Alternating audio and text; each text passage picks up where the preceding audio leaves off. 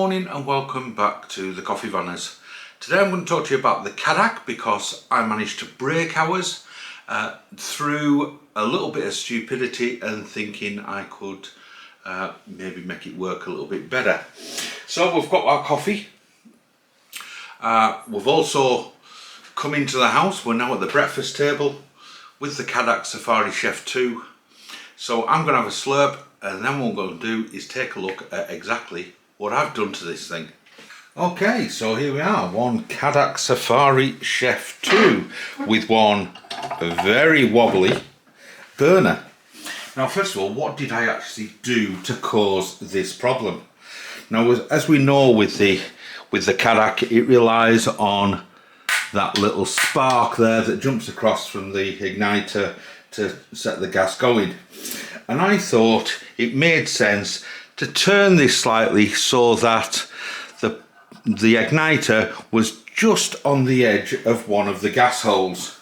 That didn't do the job. So I kept turning and thought that this would just keep turning round. And unfortunately, it's actually on a threaded piece of plastic. I've not just cross-threaded it, I've actually stripped the threads off the top of the fitting. So moral of the story is, this is designed to screw up to snug, but not designed to rotate continuously. So if I can be a bit more precise, this is the burner. Hopefully that's in focus. And we can see at the bottom that that's threaded. And that little thread inside goes on to this little plastic adapter. Now from the gas that comes in from the fitting underneath, the plastic adapter basically sits on top of that. Then we have the if you like, that plate, and what that does is that provides the circuit to the igniter. So that's, if you like, the neutral wire, the ground wire that goes back, that then fits on or tightens up against the bottom of the fitting, making the circuit so we then get an ignition source. What I've actually done is I've managed to strip the threads off this plastic adapter.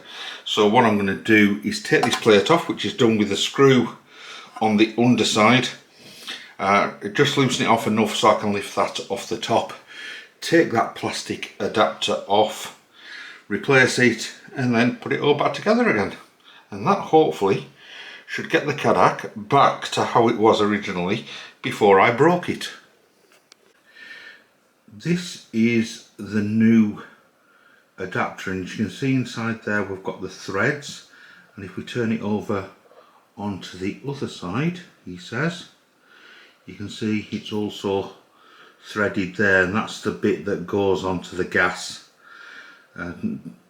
side, and that goes onto where the burner goes. So it's threaded on the outside and threaded on the inside.